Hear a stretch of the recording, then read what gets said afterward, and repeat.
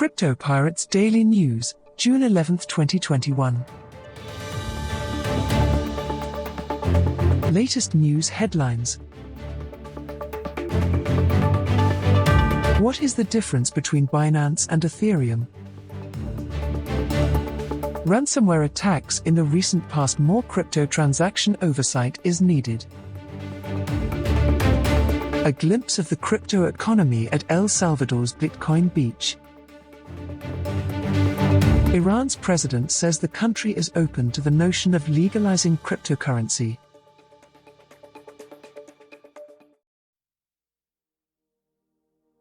What is the difference between Binance and Ethereum? There is a lot of competition in the area of DeFi, decentralized finance. Although Bitcoin was the first programmable currency, several projects tried to make it even easier to program blockchain assets. The first was Ethereum, whose purpose was to make it easier for developers to design programs that ran on top of a decentralized blockchain. This enabled those looking for loans or higher rates to avoid banks and institutions that paid high fees and demanded proof of identification. Individuals can now utilize DeFi to obtain a unit of account, a means of trade, loans, and other services without the need for the consent of a third party. The Binance Smart Chain, BSC, is one of the most prominent rivals to emerge from the DeFi industry. But what exactly is BSC, and how does it work? What exactly is Binance? Changpeng Zhao started Binance, a cryptocurrency trading exchange. The corporation was originally situated in China, but it migrated to the Cayman Islands when rising Chinese regulations threatened its operations.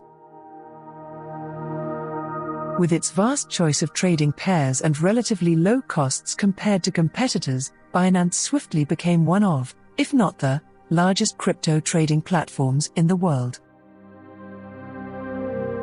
Binance Smart Chain is a cryptocurrency. Binance unveiled its new DeFi platform, BSC, in September 2020, and it was later implemented in April. Its goal was to provide an alternative to Ethereum and other popular DeFi platforms. Over time, Ethereum grew beyond the capacity of its infrastructure, resulting in congestion, sluggish transactions, and fees so high that sending anything less than $100 was practically impossible unless perfectly timed. This resulted in the creation of rival smart contract platforms, such as BSC, which flourished rapidly as Ethereum was unable to provide a viable platform for individuals who couldn't afford the fees. Today, BSC has $26 billion in total value locked up in the platform's many applications. But what exactly is BSC, and how does it compare to other cryptocurrencies such as Ethereum? Ethereum versus Binance Smart Chain. In terms of trade volume, Binance has made significant progress towards catching up to Ethereum. They also have applications built on top of them that are quite similar, such as decentralized exchanges and lending and borrowing platforms. However, they rely on two quite different consensus procedures. A consensus mechanism is a technology that allows nodes, participants, in a distributed computer system, blockchain, to consensus on the correct set of data, transactions. This is what gives blockchain networks its security and allows parties to verify transaction validity without having to trust each other. This consensus is formed in various ways by different blockchains. Ethereum now employs the proof of work, POW, consensus process, which was first employed by Bitcoin. Binance, on the other hand, employs a technique known as proof of authority, POA. Binance is a cryptocurrency exchange. Block creators are referred to as validators in POA. According to Binance's website, these validators are pre-approved and chosen by Binance. They must authenticate their true identities, invest money to demonstrate long-term commitment, and be equal to all other candidates in order to be authorized, making POA reputation-based by design. Binance has complete control over the blockchain in this arrangement. They choose who becomes a validator and remove validators as they see fit. This demands users to have faith that Binance will act in their best interests. Binance has the authority to change any component of the chain or ecosystem. Changpeng Zhao, the founder and CEO of Binance, famously stated that BSC is similar to CE DeFi, or centralized DeFi. The tweet in which he made these comments has since been deleted, but BSC's founder claims that it is not a decentralized financial application environment. In the conversation that followed Zhao's tweet, he stated that the benefits of such centralized control include Binance's ability to screen companies created on the system, but that than one firm has already rug-pulled investors. Ethereum is a cryptocurrency. Ethereum now employs the same POW technique as Bitcoin. Computers compete with one another to validate transactions under this system. The computer must answer complicated mathematical challenges in order to win. When they win, the computer adds a new transaction block to the blockchain. These machines are known as miners, and they are rewarded with Ethereum for finishing a new block of transactions. This method consumes a lot of energy but helps to keep malicious actors out of the network. This method consumes a lot of energy but helps to safeguard the network. A sufficient number of miners geographically spread results in a decentralized network without a central authority, which is vastly different from how the BSC operates. In order to lower fees, Ethereum is transitioning to a new consensus model known as Proof of Stake, POS. Consensus is reached in this approach by employing an algorithm that selects a node to win a block of transactions. When a node is picked, it generates the chain's next block of transactions. These nodes are commonly known as stake pools. These stake pools are determined by the stake, or the number of coins they contain. In other words, the more coins a stake pool has, the more likely it is to be selected to generate a block and receive rewards. A degree of randomization and other variables, such as the amount of time coins have been staked, can be used to ensure that the wealthiest pools do not always win. Miners are thus replaced in POS by people who stake their currencies. Individuals can stake or deposit their coins in numerous stake pools, same to how miners can join a mining pool to gain greater rewards. Under contrast to POA, stake pools and nodes in the POS architecture are not sanctioned or selected by any central authority, making it significantly more decentralized. So, is Binance Coin a good buy? Evaluating the quality of crypto assets as an investment opportunity might be a difficult task. When assessing the decentralization of something like Bitcoin or even Ethereum, it is easy to set a value on it. Bitcoin, for example, has a large number of geographically dispersed nodes and miners and has weathered 11 years of ups and downs. With Bitcoin, you can be guaranteed that no single company, government, or individual has complete control. Instead, its destiny is determined by the collective of its users, implying that a free and open market simply decides its price. Despite having half the number of nodes as Bitcoin, Ethereum is orders of magnitude more distributed than Binance Coin. This is because of its POA mechanism, which gives the Binance exchange complete control. But why is this important? Binance's costs are lower than Ethereum's, plus it's faster, right? What does it matter whether it is centralized? The answer to this question varies depending on the motive for investing in the first place. Do you want to make a Bitcoin bet? Or do you want to be a part of a decentralized ecosystem that addresses real-world problems? The issues that cryptocurrencies, notably Bitcoin, seeks to address are those of control and freedom, rather than gaining money through speculation. Who should have authority over money and its supply? Should one corporation or government set the rules for the rest of us? Who determines who has access to the financial system? All of these are important questions that humankind has been grappling with for nearly its entire history. So far, the outcome of giving a single entity power over money has been less than desirable. It produces monetary depreciation and inflation, as well as the disenfranchisement of certain populations that do not match the fabricated requirements, among other things. If you are interested in speculating and making money, Binance Coin may be a possibility as more people leave Ethereum in pursuit of cheaper transactions. If you want to construct systems without centralized control, investing in Binance Coin would be counterproductive. To be fair, there's nothing wrong with making speculative bets. Because of its transformative character, cryptocurrency is usually regarded as speculative in general. That's why it's important to understand why cryptocurrency exists in the first place, to give folks economic empowerment and self-sovereignty, and to take authority away from the few and give it back to the people, and Binance Coin is the polar opposite.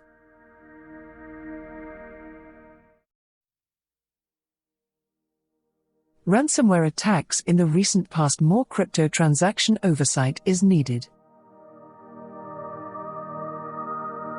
Following the attacks on JBS and the Colonial Pipeline, the U.S. Treasury Department will most certainly explore tightening anti-money laundering laws and enacting additional reporting requirements for Bitcoin transactions. Hackers demand payments after locking victims out of their computer networks in ransomware assaults. Anonymizing payments may create a deterrent for these hackers to continue pushing such ransomware extortion schemes. Hackers are currently using digital currency to evade laws within the traditional banking system. If the Treasury Department applies many of the same anti-money laundering regulations to cryptocurrency transactions, it may aid in the identification of cybercriminals, and perhaps lessen the number of attacks. What would contribute to the effectiveness of these regulations? To begin, demanding disclosure of who is utilizing the digital wallet and where the cryptocurrency ransom is being paid would be a good place to start. Legislators may also wish to explore regulating the trade of cryptocurrencies for other currencies, such as the US dollar. What's the issue? Cryptocurrency rules in the United States would not extend to countries where fraudsters frequently withdraw their funds. Of course, authorities in the United States might employ penalties to restrict exchanges from transacting in US dollars unless all players agree to adopt a crypto reporting system. Of course, this isn't the first time this error has been brought out. Late last year, the Treasury Department proposed a rule requiring banks and exchanges to record transactions over $10,000 that use digital wallets that are not maintained by a financial institution. This is identical to the current rules for cash withdrawals in excess of that amount. This type of reporting rule would help law enforcement track money movements associated with cybercrime. Customers' questionable transactions are already required to be reported by cryptocurrency exchanges. The proposed rule would require notification for transactions involving unhosted wallets, regardless of whether the transaction is considered suspicious. Anonymous bank accounts are analogous to unhosted wallets. This proposed rule comes after corporations in the United States were warned that paying ransom to hackers could violate US sanctions. That warning advised businesses to work with law authorities in order to avoid liability if they paid a ransom to a sanctioned body in error. After receiving thousands of comments, a Treasury Department official stated that the proposed regulation for reporting crypto transactions is actively going through the regulatory process. When cyber attacks on huge corporations like JBS and Colonial Pipeline affect customers' gas prices and meat availability at the grocery store, it is likely that there will be heightened public scrutiny and a push for action on Bitcoin and other ransomware-related issues. Of course, the underlying issue with these ransomware attacks is the insufficient or lack of security controls in place to secure the data kept at these firms that have been and will continue to be attacked. Businesses should prioritize security and prevention to avoid these assaults and the need to negotiate and pay a ransom in the first place.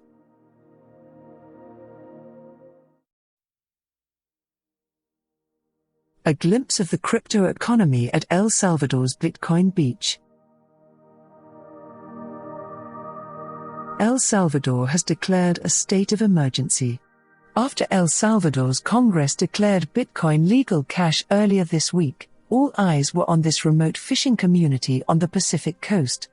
El Zonte, known to surfers for its pounding waves, has had Bitcoin in its economy for the past year.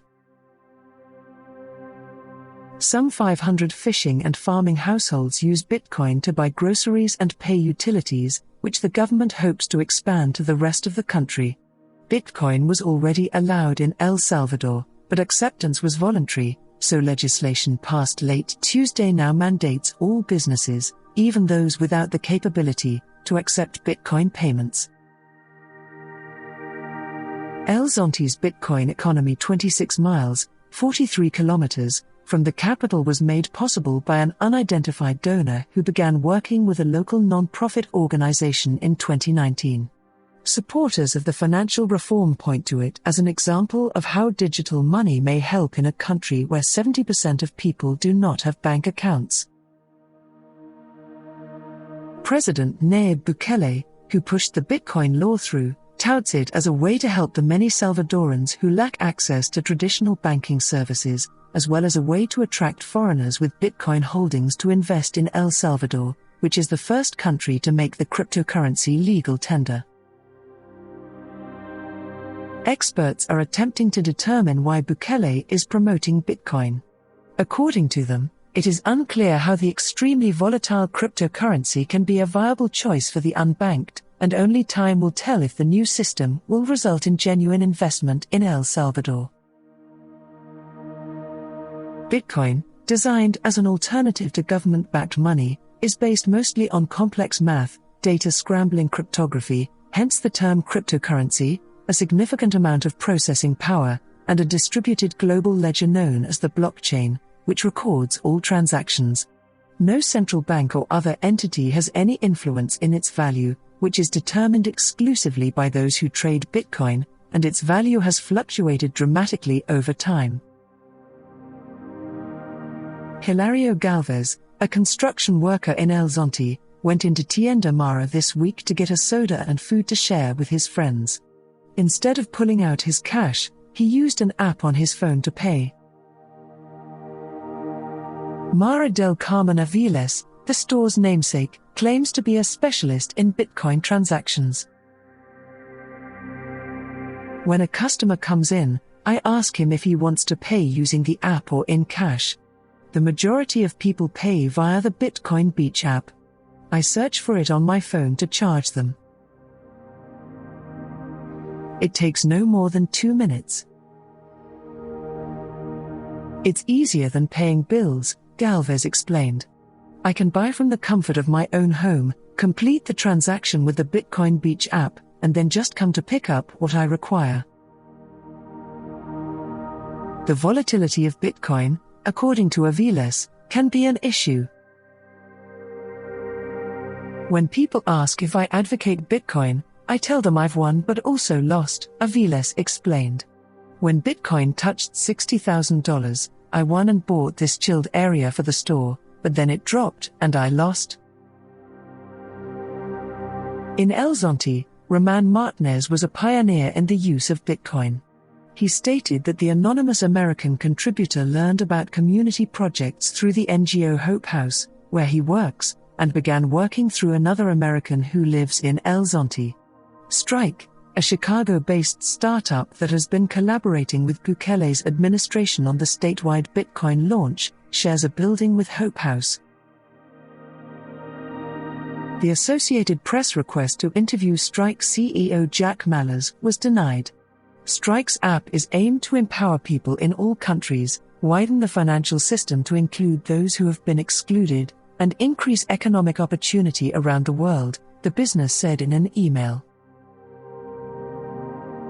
El Salvador has used the US dollar as its official currency since 2001, and Strike believes that adopting Bitcoin as legal tender will help minimize the country's reliance on the decisions of a foreign central bank. Martinez stated that residents of El Zonte did not have bank accounts, did not have access to credit, and were compelled to conduct all transactions in cash. They are now modest investors whose lives have been revolutionized by Bitcoin, he explained. Some people are skeptical about how much can be learned from the Bitcoin Beach experiment. El Zonte, according to David Gerard, author of Attack of the 50-Foot Blockchain, is a fabricated display. The Bitcoins are traded inside Strike, he explained at Bitcoin Beach. They don't truly move on the Bitcoin blockchain. Gerard stated that it looks to operate because the Bitcoin contributor continues to deposit Bitcoin into the village's system. That isn't a working proof of concept. This demonstrates that you can trade these things even if you aren't exchanging genuine Bitcoins and someone is significantly subsidizing it. Adoption had been gradual in El Zonte before the coronavirus outbreak, when severe lockdown measures prevented most individuals from leaving their homes. Our contributor sent 3 deliveries of $40 in Bitcoin for each of the community's 500 families, and they were trained to use the program, and now it's common to buy with Bitcoin, Martinez explained. El Zonte even offers a Bitcoin ATM that exchanges dollars for Bitcoin or accepts dollars and gives credit in Bitcoin. Edgar Magar had come all the way from El Salvador to convert $50 to Bitcoin. He entered the dollars into the machine and was astonished to see only $47 in Bitcoin fractions sent to his phone account. They took a $3 commission, Magar explained, adding that he had assumed there was no commission. It's the same as in a bank. Bukele stated that the government would establish a $150 million fund to allow those receiving Bitcoin payments to promptly change them to dollars, lessening the danger of keeping the volatile digital currency. Jessica Vilas, who owns the El Zonte shop where the ATM is located, claims that some locals are already receiving Bitcoin remittances from outside. Last year, Salvadorans received approximately $6 billion in remittances from relatives living abroad, primarily in the United States. Bukele has stated that using Bitcoin might reduce the cost of sending money home. Not everyone in El Zonte agrees with the concept. Customers at Aulas Permanence, one of the town's most prominent restaurants, have been able to purchase with Bitcoin. However, when questioned if they use it, the waitstaff unanimously stated that they do not. Some claimed they lacked the higher-end telephones required to download the program, while others expressed skepticism about its functionality. They pay me in dollars and cash, said one waitress who did not want to be identified. A woman named Teresita was asked if she used Bitcoin while walking through town. "Not for me, I want to have the bills," she explained.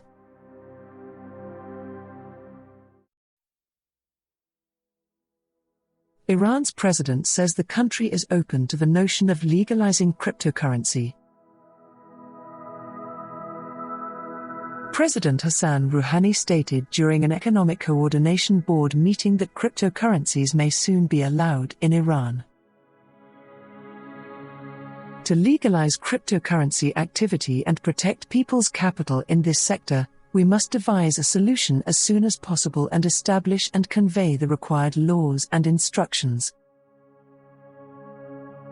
Although Iran has not previously adopted any regulatory limits or structure for cryptos, regulations were approved last year to allow the use of Bitcoin for imports.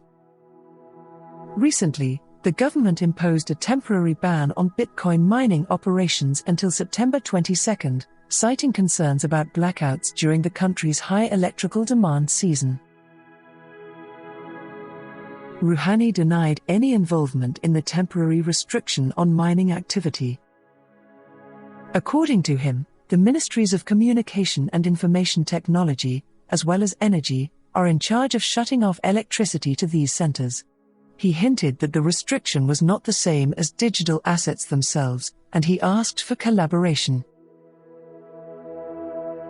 The responsible agencies in the sphere of financial markets should work with the media and online to provide information, education, and public awareness about this phenomenon, as well as its directions and laws. The presidential election in Iran will be held next week. It is unclear whether Rouhani is attempting to gain political points or whether the next administration will remain pro-crypto.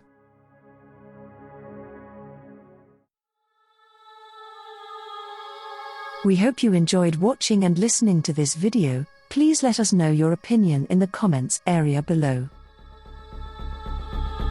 If you found our content useful, please like it and share it with your friends. Also, don't forget to subscribe to our channel and hit the notification bell for more crypto-related contents.